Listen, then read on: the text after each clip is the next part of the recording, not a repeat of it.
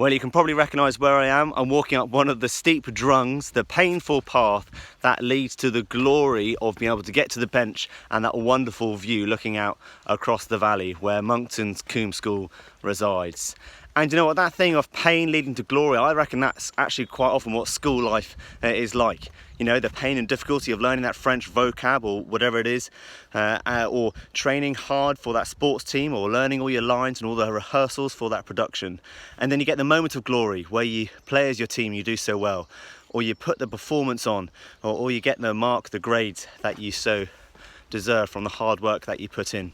And it's just like the drung, isn't it? The pain of walking up that steep path, and then you're met with the most glorious vista, the most glorious view here when you get to the top. And can there be a better view than that? This weekend we're going to be celebrating Easter, and the motif of pain leading to glory is what is at the heart of the Christian message. It was Jesus who climbed up a steep hill on the outskirts of Jerusalem with his cross on his back, who was then hung on the cross, arms outstretched. The pain that he went through, but then the glory of what he achieved in his death and in his resurrection. That is our great hope, and actually a hope more relevant than probably ever before for us this Easter time.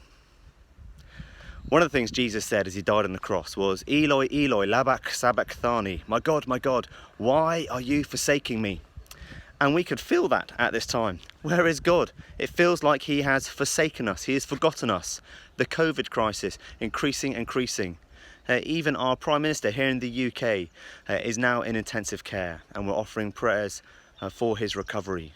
Where is God in all of this? And as Jesus was dying on the cross, he was taking all the pain. He was taking all the ways that mankind have stuffed up. He was taking all the wrongs in the world in order to be able to give life, in order to be able to give hope, in order to be able to mean that God can be with us, and with us this day and this Easter time.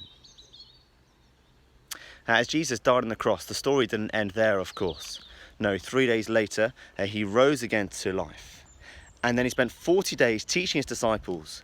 And then before he ascended to heaven, he said one famous thing to his disciples. He said, "And surely I'll be with you to the very end of the age." It was the promise of God dwelling with us by his Spirit. God being with us, guarding, protecting, helping us, giving us strength, sustaining, giving us hope in the dark and hard times. And as we celebrate Easter this year, may that be the thing that we remember. That's certainly what me and my family are going to be remembering. The hope of the resurrection. The hope of one day of being an eternal life with God where there'll be no more pain or wrong or suffering, but also the assurance that God is with us, that he is with us this day, that he is with us this Easter, and he will give us the strength and perseverance and resolve that we need by his Spirit dwelling with us, so we can look to God and pray to him and trust in him. And I pray we'd all be doing that this Easter time.